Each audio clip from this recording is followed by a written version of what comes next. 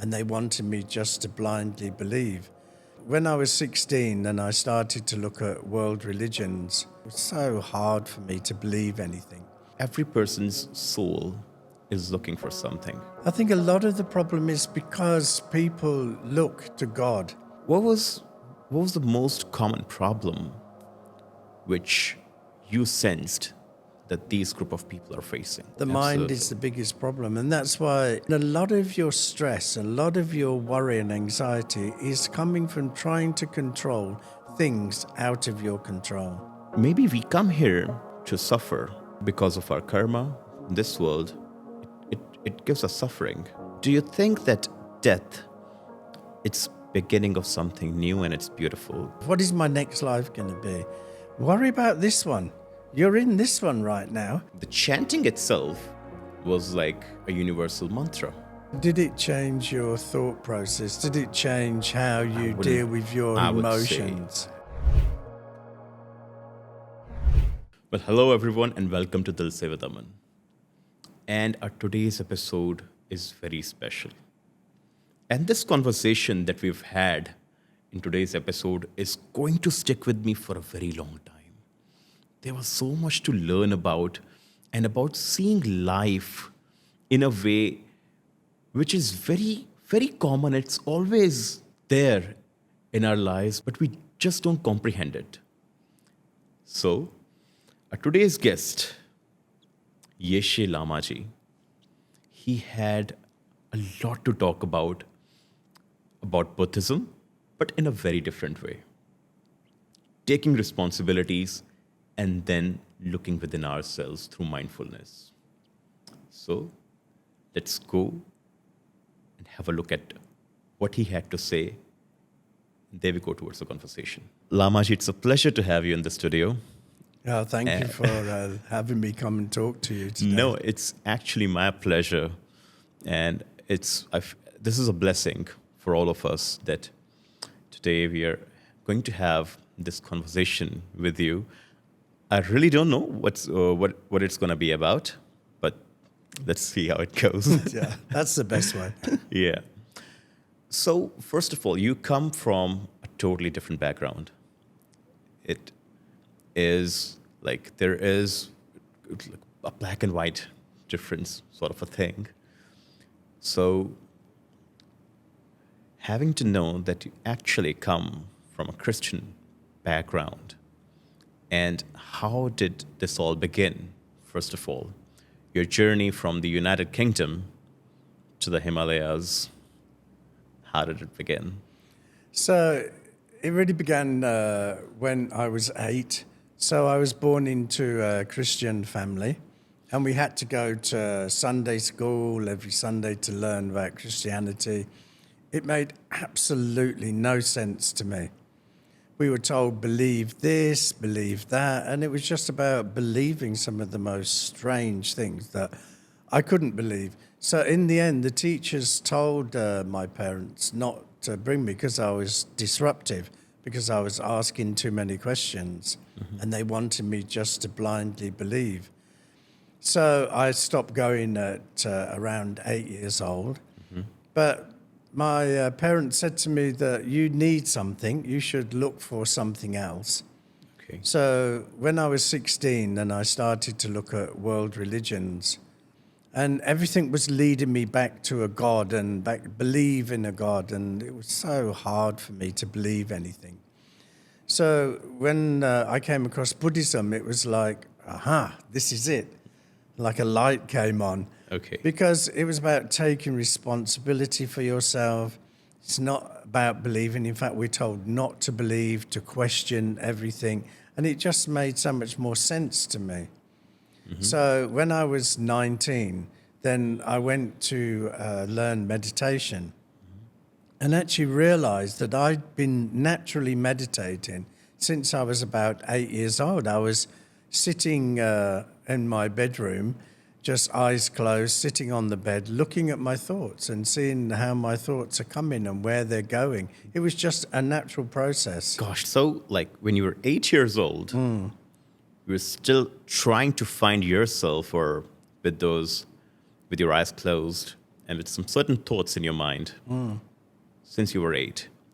Well, that's something very, I would say, very rare. I won't say unusual because, again, this sort of a thing doesn't. I believe that we are all blessed with certain things. Okay, like I've been blessed with music. So Yes.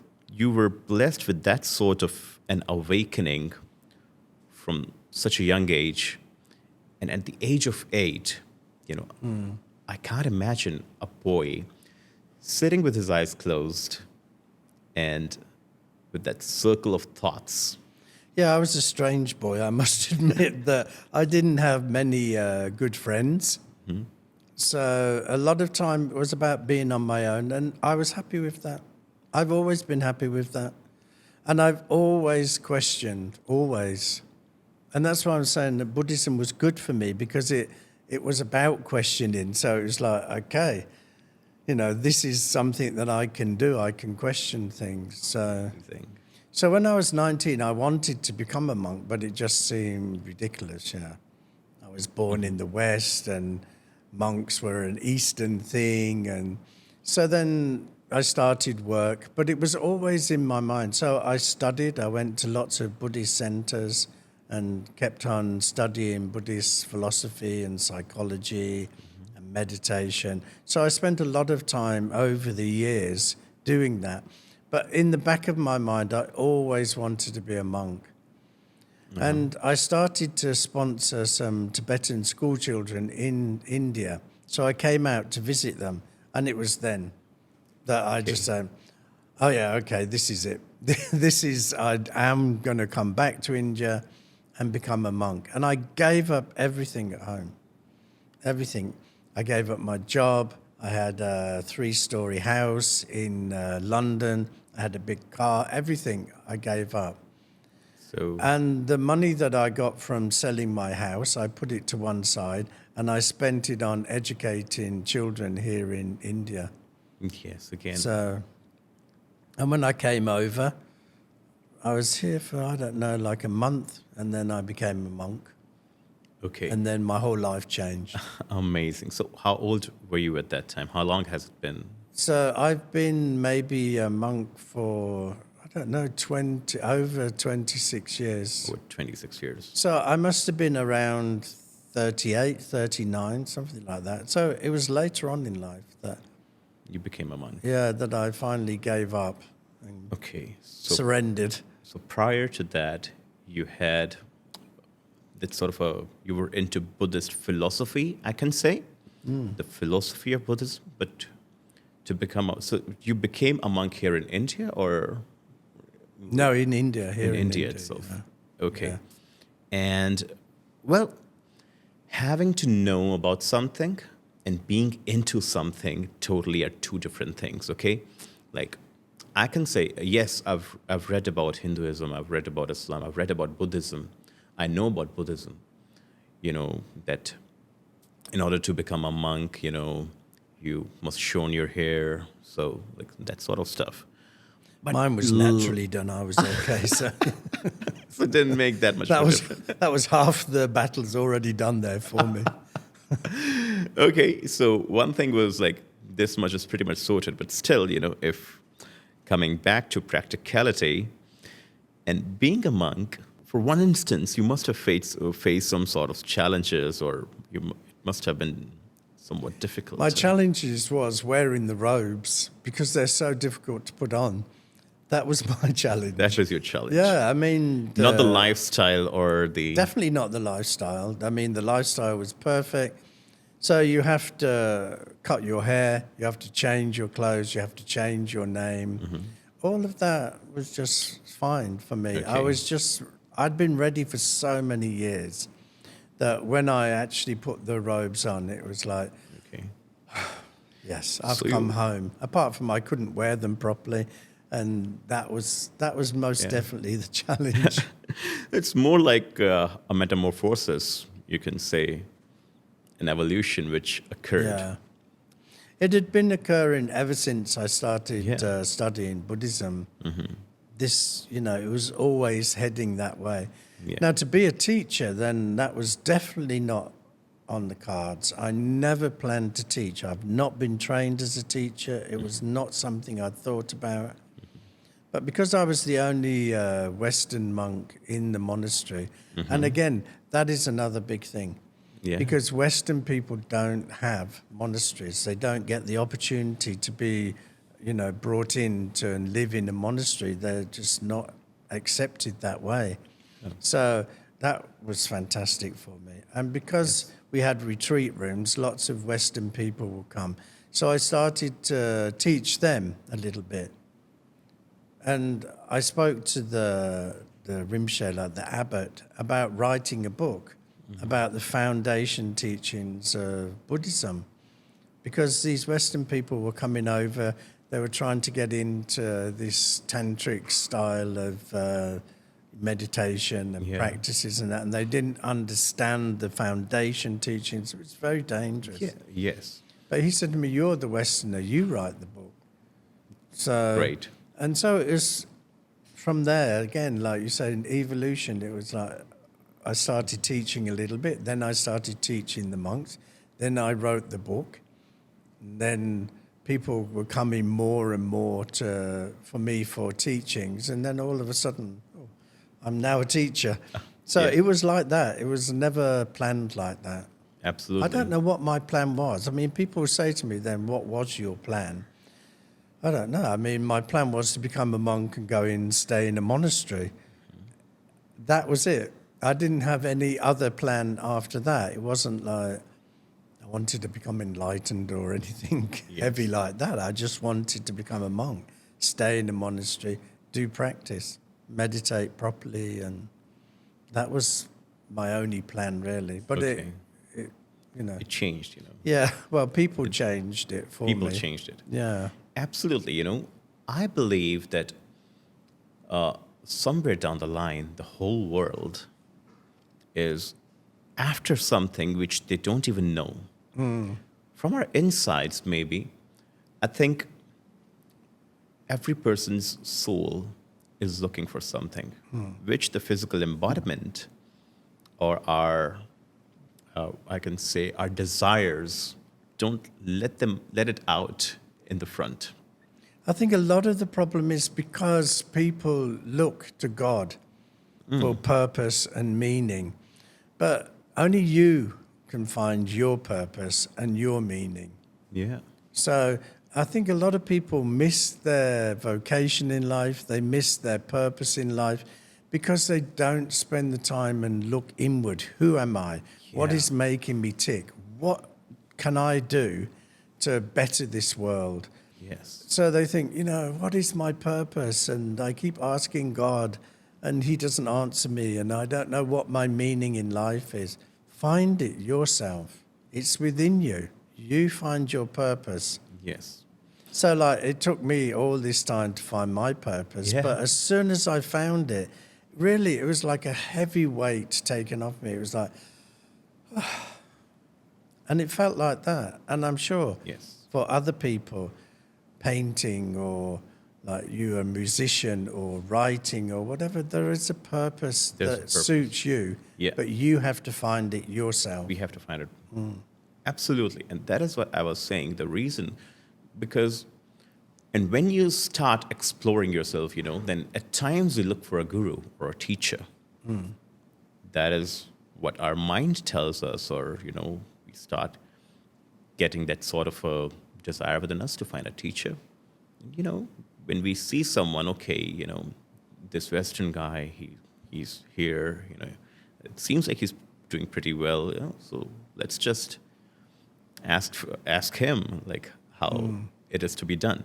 And yes, I have seen a lot of awareness in the Western minds now about the Eastern religions and their principles of spirituality itself. And I think it attracts them a lot because it's totally different from the Abrahamic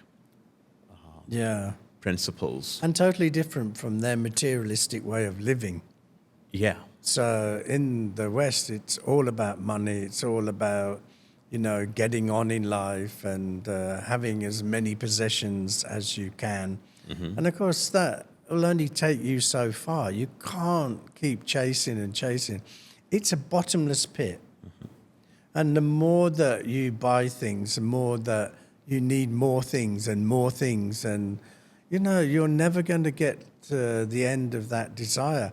In Buddhism, this selfish type of desire, we call a thirst. Yeah. And it's like we drink salt water to try to quench that thirst. But all you're doing is making yourself more thirsty all the time. So chasing after things and never really finding happiness. So I think the Eastern way of meditation and yoga and pranayama, all these things that have stood the test of time, they have stood the test of time for a reason, yeah. I mean, if meditation didn't work, we wouldn't be talking about it now, thousands of years afterwards. And the same for yoga. So I think that a lot of Western people are now drawn towards a better way of living. It is a better way of living. You can still have a nice life and you can still buy things that you want or, that you need, but you're not so greedy with it. You're not so, driven and chasing after it. You have that stopgap where you do your meditation and you do your yoga. So it sort of like slows you down a little bit. It does. Sure does. So now I'm going to question you a bit here. So from what I know, that the biggest principle of Buddhism, as far as I studied, is to get rid of suffering. The suffering means your false desires, this materialism, or all these worldly matters or attachments, okay? To get rid of suffering and find eternal happiness. Correct me if I'm wrong. No, that's pretty much it. That's pretty much it. Yeah. When people used to come to you to, ask for guidance or anything, what was the most common problem which you sensed that these group of people are facing? The mind. The mind is the whole of our problems, isn't it? Your thought process, your emotions, your biases, your discriminations, your opinions, your beliefs. Where are these from? They're all from the mind. So it's the mind.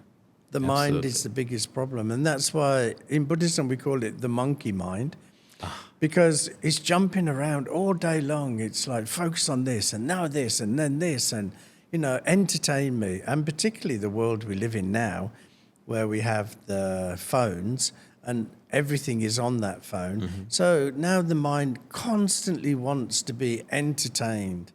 So your mind is your best friend and it's your worst enemy. And it's how you use that mind that makes the difference. So it's your best friend because it's that we can start to meditate, look at our thought process, change that thought process is not working. Look at our concepts and see which ones are outdated. Look at our biases and our patterns of behavior. What is not working for us now? Change those. So your mind is how you change, but it's your mind that needs to be changed. It's a bit of a paradox there, really. So all of our problems really stem from the mind. Absolutely. And I have seen that there are some people, who are so scared, so depressed, and they are constantly in fear of something's going to go wrong. And their mind, even when everything is okay and everything is fine, their mind just keeps on lingering around here and there to find problems, even in their happiest of days or times. And what do you suggest? What's happening around? So what that is it's our default mode. So our brains have a default mode. When it has nothing to think about, it'll go into its default mode, which is negative. So it will start to look for things to worry about. That's our default mode, unfortunately. But it doesn't mean that it has to stay that way.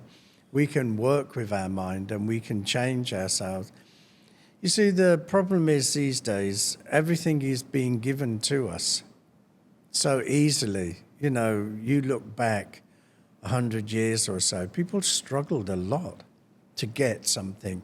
Now, we don't so much. I'm not saying that some people don't struggle. Okay, of course they do. But life is a lot easier now. So we have more time, more leisure time. And that mind, if you don't control your mind, if you don't tame that monkey, that mind is going to keep looking at things that are causing us problems or could cause us problems. A lot of our stress and anxiety is imaginary. It's because we keep looking at, oh, this might happen, or this might happen. It might happen. And if it does happen, deal with it. But as it's not happening now, come back, be mindful, bring yourself back to the present moment. What is happening now? And like you just said, it's about acceptance as well. There are many, many things, I would say most things in our life we have no control over. But what we do have control over is ourselves, our thoughts, those emotions, how we deal with them, our behavior, those biases, our concepts. We can control ourselves. A lot of things outside of us are out of our control. I can't control you. You can't control me. So a lot of the time we have to accept. But as human beings, we hate that. We see acceptance as failure. They've won, I've lost. And we want to have control of everything. I mean, we love control. I mean, humans love control. Yeah. But we don't have control. We have this false idea that we can control things. And even though if we stopped for a moment and looked, and just look back over the last few days, most of the things you can't control. And a lot of your stress, a lot of your worry and anxiety is coming from trying to control things out of your control.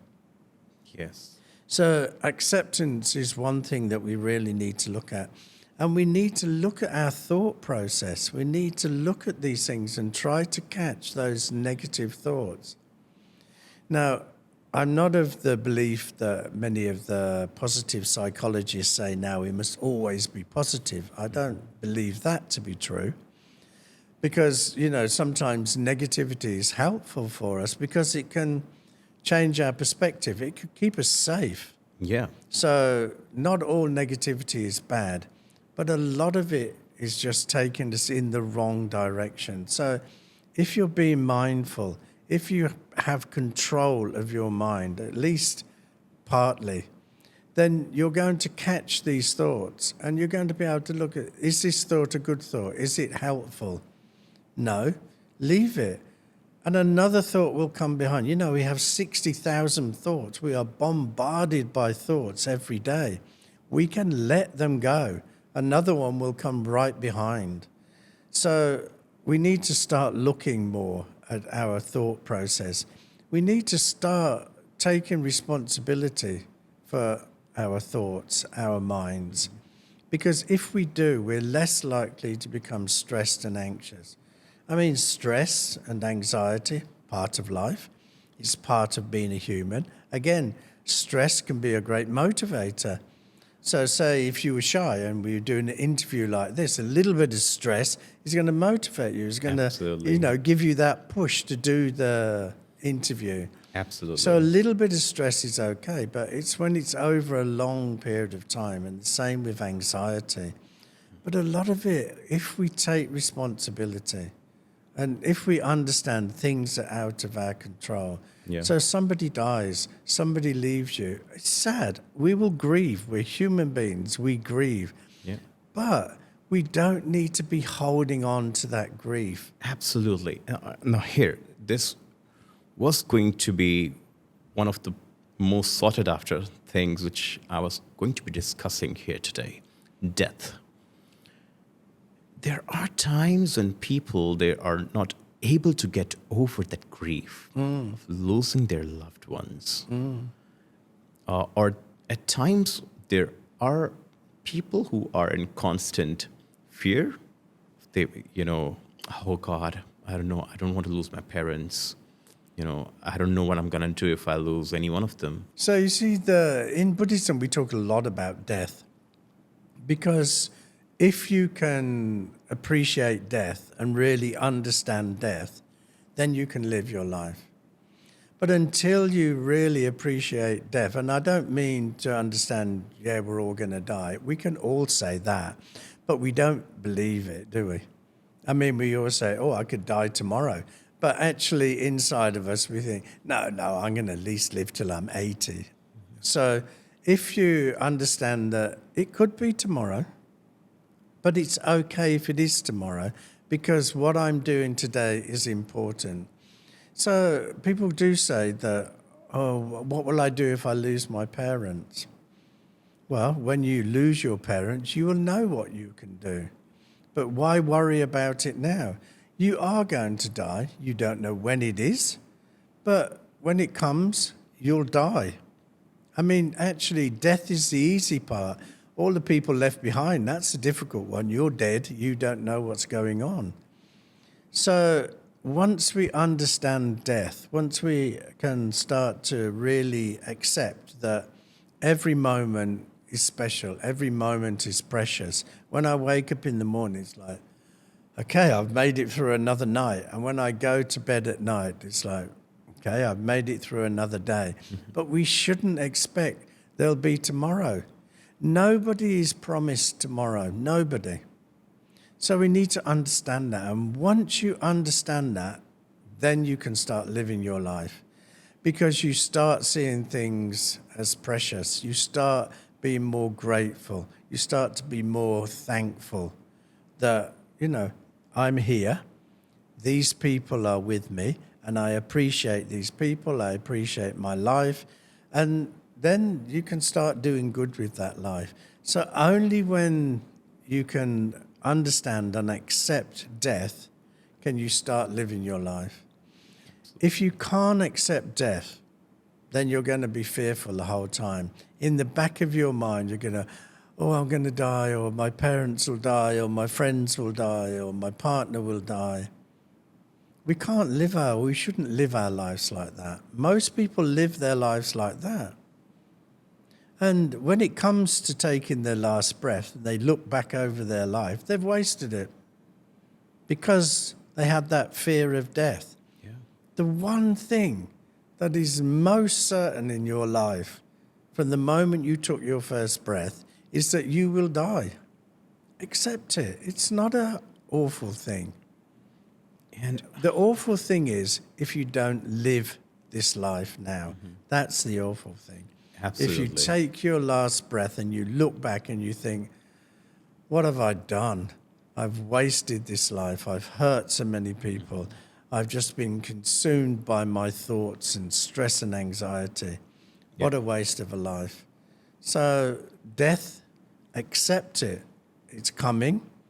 Don't worry about it. When it comes, I mean, nobody wants to suffer. I mean, nobody wants to have cancer or become ill. I mean, it's not like we're looking forward to death, but it's about when death comes, it's again something out of our control, something we can't, something we have to accept.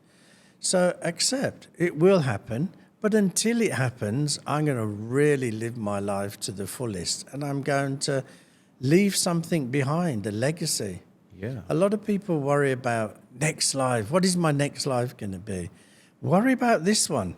You're in this one right now. What are you doing right now? What are the things that you are doing that is helping other people, that is making a difference? That's what you should be worrying about. Not what was I in my past life? What am I in my next life? What am I now? And what am I doing with my life now? Yeah. That is how we can live our life, or should live our lives. I think this pretty much sums everything. Very precise.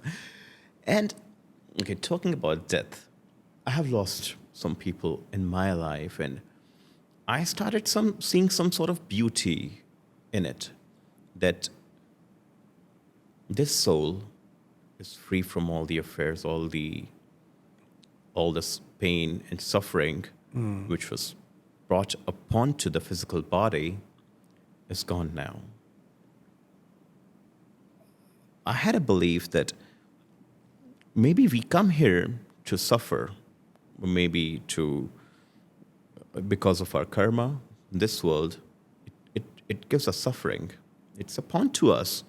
And if we find a purpose that we can come out of the suffering and be one with ourselves and have that sort of a bliss. So, do you think that death, it's beginning of something new and it's beautiful? That was what my question was. Yeah, so, I find it hard to teach and to talk about things I don't know. And I don't know. I mean, I may have died hundreds of times before, but I don't remember it. Yeah. And so, I mean, I can have a belief, but belief means you don't know, isn't it? Because Strong if we point. believe something, it means you don't really know. Because if I say to you now, are you an Indian? You wouldn't say to me, I believe I am, because you know you are. So you say, yes, I am, definitely. So when we say we believe something, it means we don't know. So each religion, each person has a different view. For me, I don't care. Whether there is a next life or there isn't a next life, Yeah. it doesn't bother me. Yes, I have no worries about it. Yeah. Whatever will happen, will happen. Will happen. But if there is a next life and I come back to earth, I will suffer again. Because life is suffering. So that's definitely going to happen. So I don't really spend a lot of time on worrying about what's going to happen in my next life. I try to do my best in this life. Yes. Every day I try to help people as much as I can. I'm human. There's only a certain amount of help that I can give in a day. But I try my best to always help. And when people ask me to do things, I always first check, is there a benefit for other people? Mm-hmm. I mean, you get invited to a lot of things as like a chief guest and things like that. Mm-hmm. And sometimes I look and think, I could be doing something to benefit somebody else. So then I would say no to that. Mm-hmm. So I think that for me, what is important is now. And let's see what happens when I die. Yeah. But I can understand what you're saying, that, life can be a beautiful thing. Death, can be a beautiful thing. It can be something that is a new beginning for us. Yeah. But just remember that in every moment of your life, there is death. This moment is born and it dies and another moment starts. And life is like moment to moment to moment to moment. So throughout your whole life, you are being born and dying every moment. So don't see death as the final thing. Death is happening in every moment of your life. Yes. And I think if we comprehend this small fact that we are dying every minute, every passing moment, death is occurring, yes. And I think this is might be one of the first steps in order to accept death, whether ours or the people around us. Yeah, it is. I mean, we are taught in Buddhism that life is moment to moment. It arises, it stays for a short period of time and dies. Everything is that. So every moment is that, but everything is that. Every human is born a short period of time and die. A flower grows a short period of time, dies. An insect, everything in the whole universe comes, is born, lasts a short period of time and dies. So everything is like that. So life is flowing. You see, we tend to look at life as one solid thing.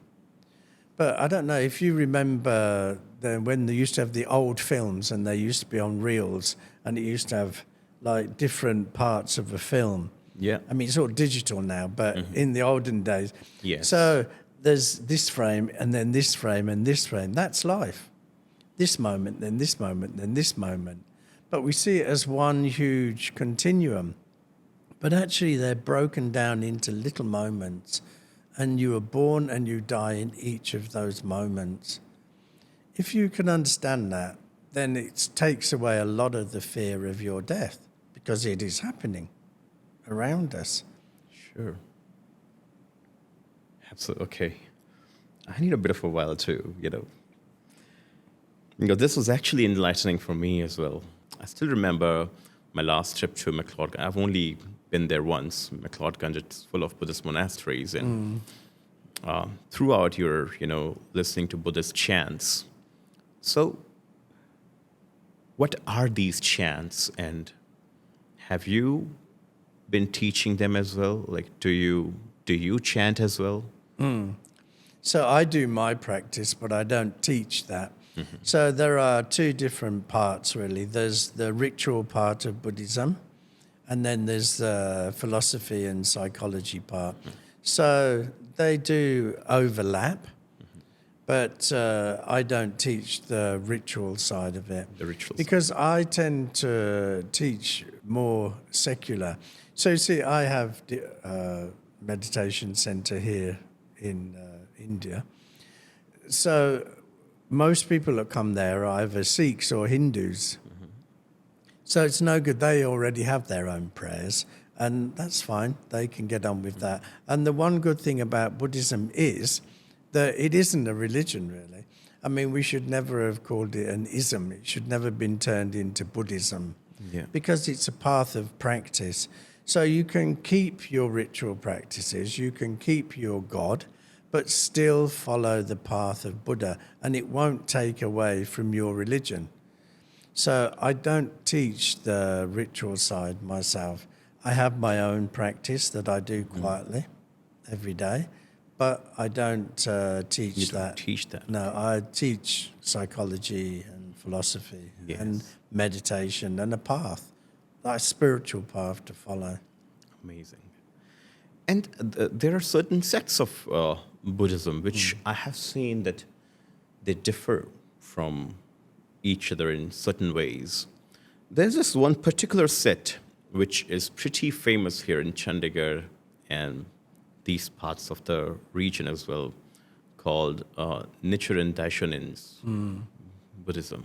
Yeah, the Japanese. The Japanese. And the groups over here, they tell you to chant like with your hands joined, and you keep on chanting Namiho Rengekyo with your eyes open. They do some chants in the morning, and I started doing those chants, and I did those for a few months, you can say. Ultimately, due to my own journey, which started along with this, my spiritual journey, I stopped doing it. And that one person from that group who was, one of the leaders as well, he said that if you stop chanting, you will lose the protection of the Buddhist gods. I'm not going to say anything against other Buddhist sects. Yeah. But the Buddha was not a god. Let's be clear about that. It doesn't matter what sect of Buddhism you go to. Buddha was not a god. He was a human being. And one of the good things about that is that he did it. We can do it. We don't have to rely on gods. We have to rely on ourselves. Yes. So Tibetan Buddhism, they have many different deities and protectors and things. People want this. You see, Buddha said, don't build any statues of me, no monuments, don't have big monasteries and things. And what have we done? Everywhere you look, there's a Buddha statue somewhere. In everybody's house, there's probably a Buddha statue, So I'm sure if he came down now, he'd be pretty angry with all of us. But anyway, it's what people want, and it's okay. But what I would say is that chanting is definitely good because it's another form of meditation. So instead of just watching your breath or scanning your body, you're chanting. So That is perfectly good. But if that is all you do, so if you go to that center and you sit for 1 hour with everybody else and chant, and you come out and you get cut up as you're driving home and you swear and shout and get angry, or you go back to work and you lie and you cheat, what is the benefit? Yeah. So doing the ritual practices are good things to do, but they have to be coupled with understanding of why you're doing them and what am I trying to get out of them. It is no good keep repeating a phrase over and over again if it isn't changing you. It'll change you while you're doing the chanting, but if you're going to go back into your everyday life and harm people and that, then there's no benefit there.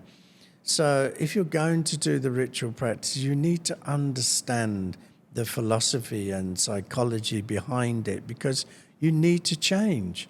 Yeah. And just chanting alone is not going to change you. So, there are lots of different sects of Buddhism, but there is only one Buddha.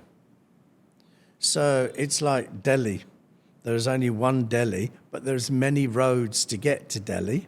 So there's one Buddha, but there's many roads to get to Buddha. So I would say it's like that. The chanting itself was like a universal mantra. Okay, that it told that everything. It's like in Bible they say it starts with I am the beginning, I am the end. Yeah. So it was a bit strange to me. Okay, my God, how come? I think so. That was about it, and I think one thing which I certainly felt throughout that, yes, chanting did feel good, especially this Namyoho Rengekyo was definitely gave me some sort of inner strength and peace as well. But did it change your thought process? Did it change how you deal with your emotions? I would say no, it didn't. It was just a temporary belief. It was by that time. So it has to be part of a whole. Yeah. You see, it's like this new mindfulness, the American mindfulness from John Kabat-Zinn. They've taken what was part of a huge Buddhist teaching, they've taken one little part out of it, and they've plonked it down and said, do this. Again, I mean, it will work, but it won't work unless it's part of a whole thing. There's no ethics in there, and they've taken out the wisdom from it. So then, all you've got is a practice. So you can't just take a part of the practice and just do a little bit of it. Yeah. Or you can, but you're not going to get the results that you want from it. Yeah. Okay. And other thing which I felt is that when I listened to that chant, Om Mani Padme Hum, it definitely has some sort of reverberation and resonance. Whenever I listen to it, I automatically, start feeling, you can say, a divine breeze getting inside of me.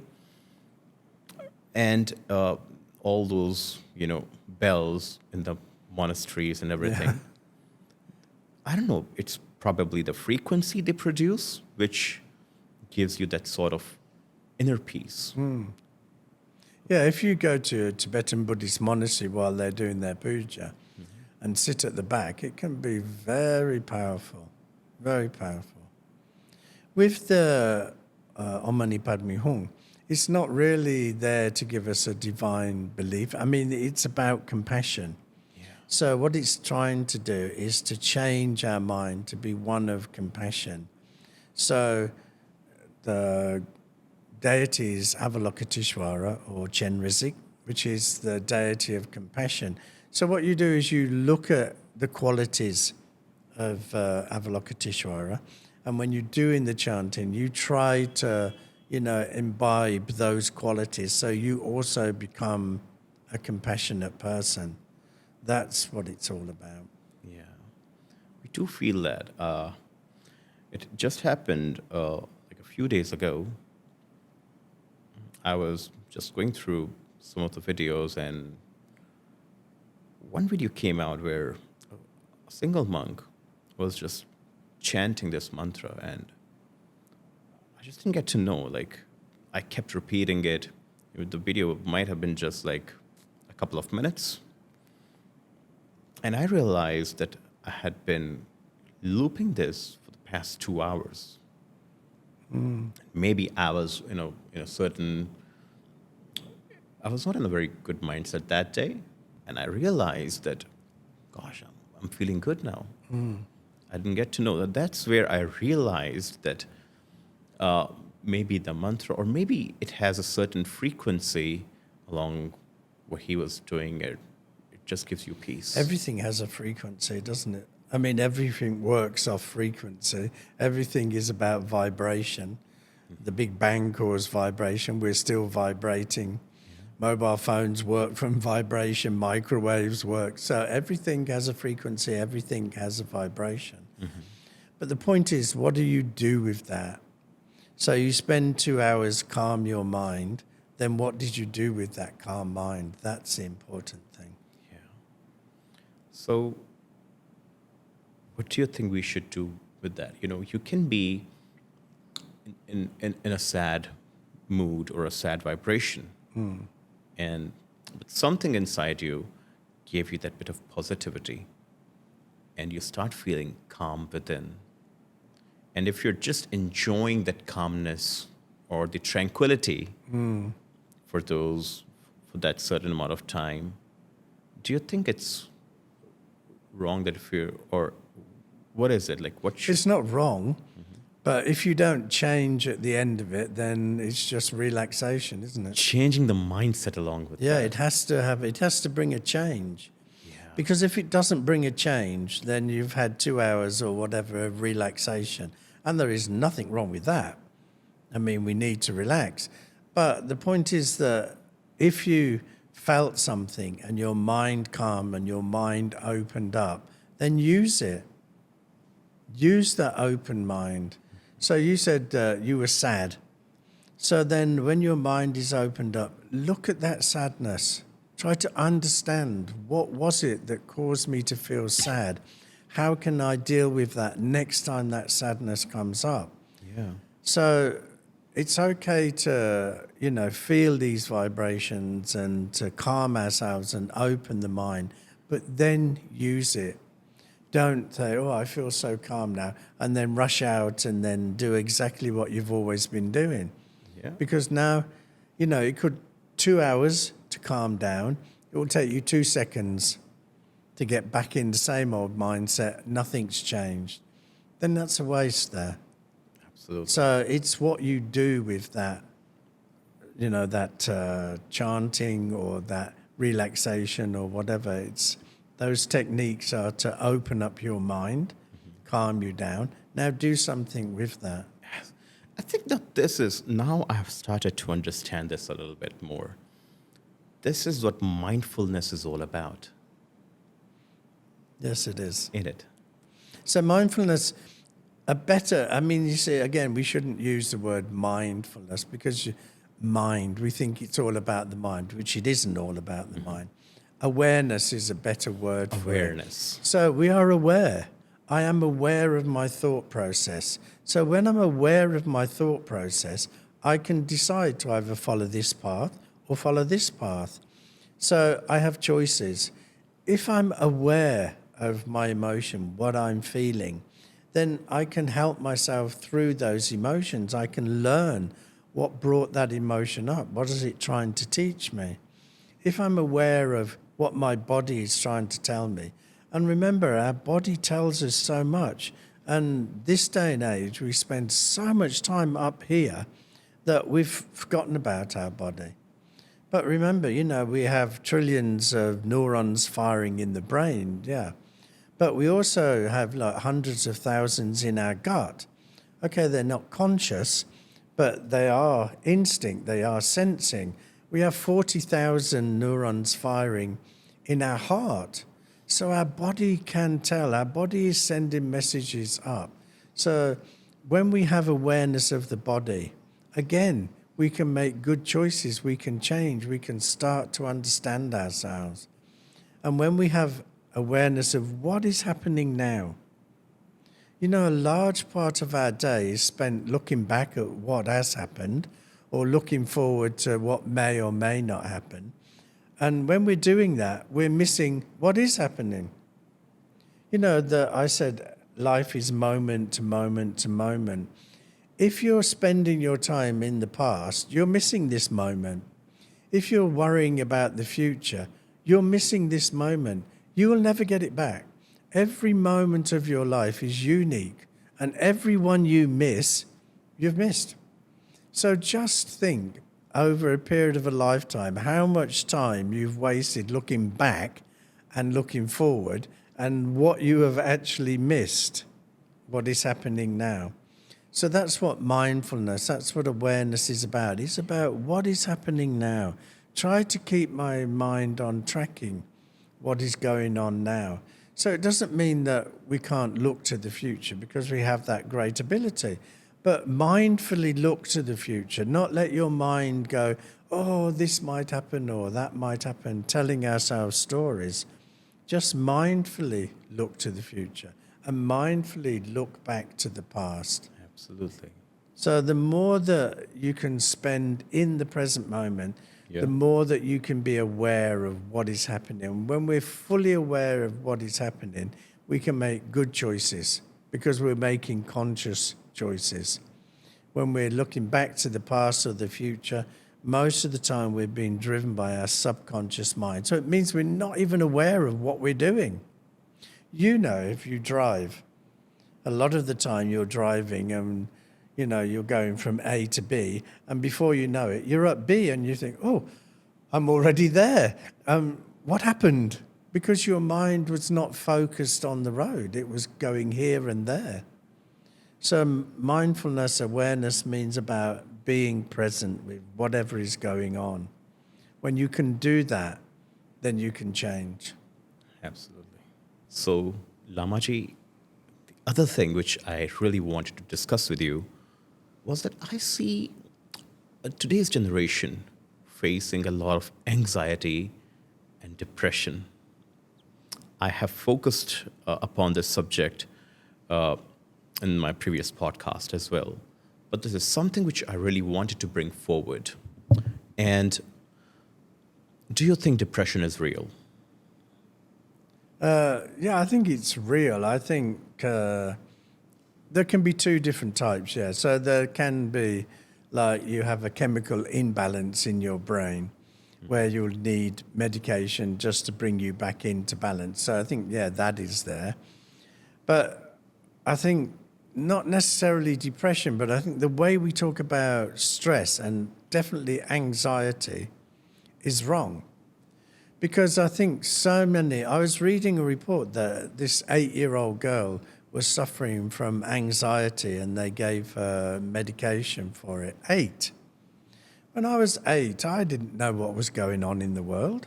I was out playing. I didn't care what was going on in the world as long as I had, you know, I could go out and I had a meal and a home and parents and that. That was my life, not anxiety. So I think a lot of the time these days we throw this word anxiety and stress around. So I think, you know, without even really understanding what is it I'm going through.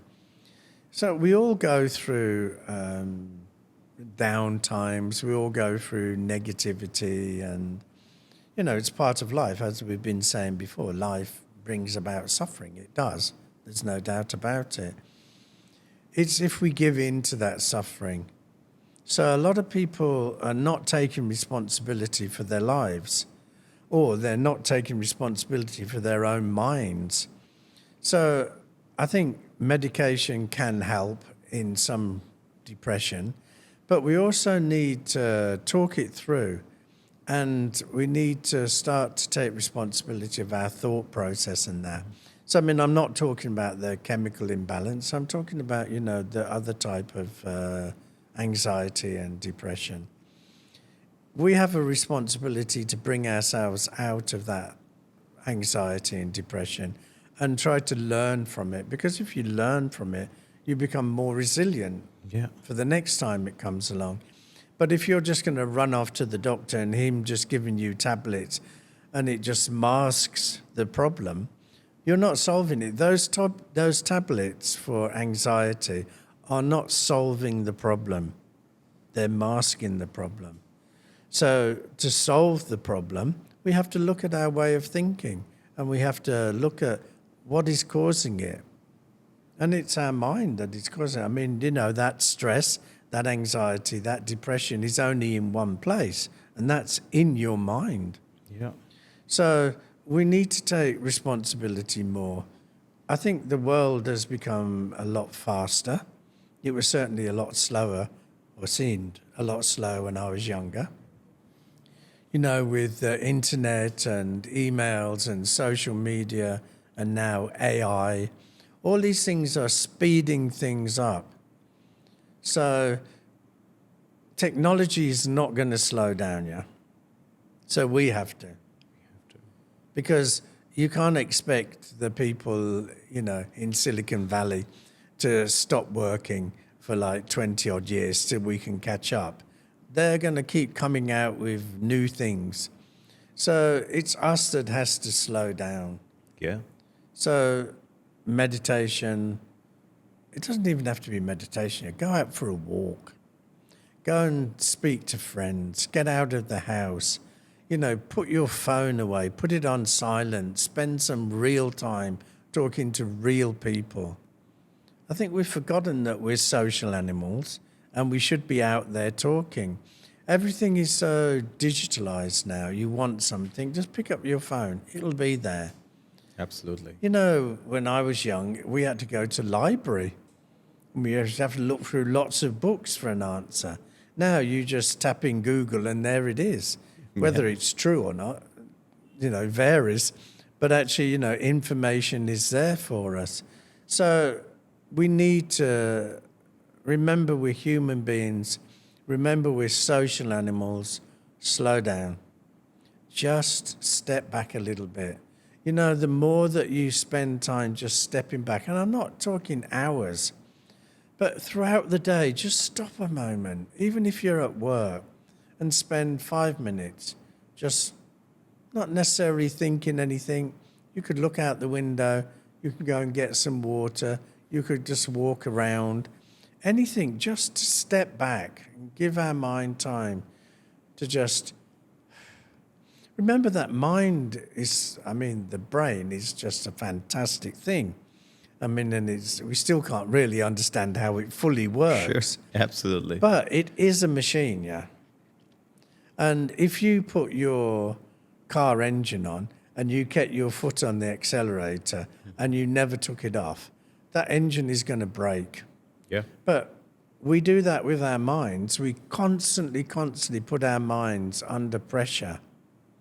These days, we're in the fight or flight mode, so much that threat mode, so much of our day that it has become part of our day.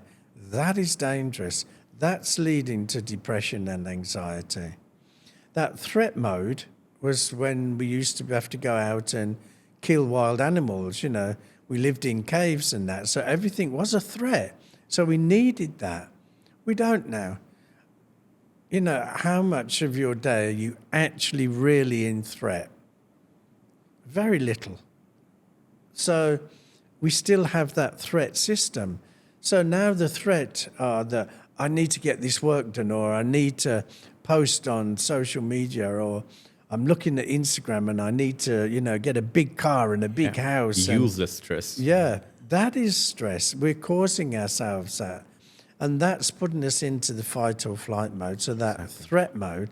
So it means that we're constantly now in the threat mode, where some of the time we need to be in our relaxing, soothing mode.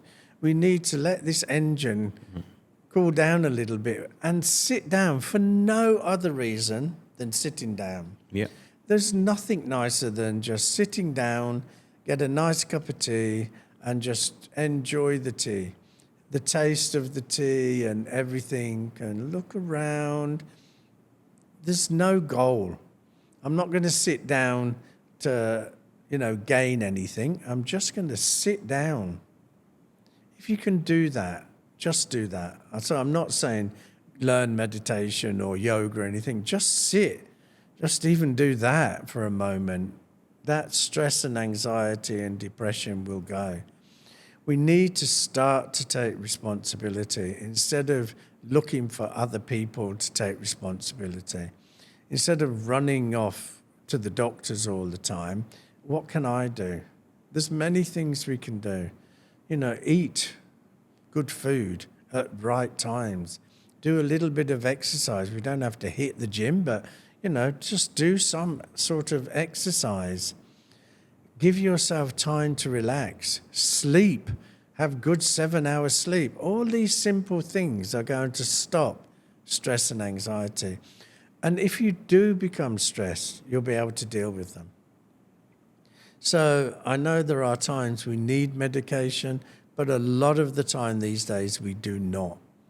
A lot of people who come to me have been on the anxiety drugs for so many years that they daren't come off it. Yeah. But who's benefiting from that? Absolutely. And there is a certain, a certain amount of youth there is. They say they smoke all kinds of stuff and they go out in the mountains, get some all sorts of, those weeds or hash. Magic mushrooms. Stuff. Yeah. So they say, no, okay, now that is what they call bliss. And, it all seems very superficial to me. It is superficial because that's altering your mind. So anything that is going to alter your mind, put it into a different mind state, is not natural. Yeah, and they have all sorts of reasons to prove their belief. To say no, this is good, this is right. You don't know what I'm going through. Well, that's everything in life, isn't it? Our mind can justify everything we do. That's the trouble with the mind. It's a tricky thing. When we talk about desires, so buying things we need is okay, but things for greed is not okay. But your mind will tell you that you really need that greed thing. So our mind is tricky. We can always justify things. But unless your mind is in its natural state, then it's not working properly. So if you're alcoholic and you're having difficulty in your life and you drink, it's not going to help. When you're drunk, of course, then it's a different world you live in, but you have to come back to reality. Mm-hmm. The same if you smoke weed. Yeah, okay, it can take you out of what you're going through for a moment. But guess what? When you come back, there it is again. So until you spend time on finding solutions instead of masking problems, you're never going to change. But that is pretty much about it for today. Is there anything else you would want to cover up or say for the audience? No, I think we've been quite comprehensive and I've spoken enough probably. Sure. So I just think that if there's one takeaway from here, just take responsibility for your life. Stop looking around for other people to take responsibility. You take responsibility for your thought process, your emotions, your biases, your behaviors. If everybody took responsibility, that would mean that we'd be more kind, more compassionate, more caring. I mean, we haven't spoken about compassion, but it's a huge thing in life. If we take responsibility, we will most definitely naturally become more kind and compassionate. The world would be a different place. Absolutely. And we'd be more open-minded to other people's views and other people's religions, other people's lifestyles and traditions. I feel that, with this Twitter generation or X now, it's taken us into a place where we don't want to be, where we all have an opinion, where we say horrible things because nobody knows who's saying them. So I think, take responsibility for your life. If you're going to post something, think, Give yourself half an hour before you post it. And then if you still want to post it after half an hour, fine. But you'll probably think a lot of the time, it doesn't worth it. So I think that is the main thing I'd want to get across. It's your life. You take responsibility for it. Absolutely. Lamaji, it was a pleasure having you in the studio. There's still so much to talk about. I didn't want this conversation to end at all. There's so much to learn, and there's still so much of things that we don't know about and we would love to know about. Yeah. In the near future, we're definitely going to have another one of these episodes. Yeah, that would be great. I've enjoyed it, so thank you for inviting me. If we have enjoyed it, it was I find myself very lucky to have this conversation with you. And thank you so much for being here today. You're very welcome. Can't thank you enough. Thank you for your time and your presence here, which has been huge, I would say. Thank you. Thanks a lot. You're welcome.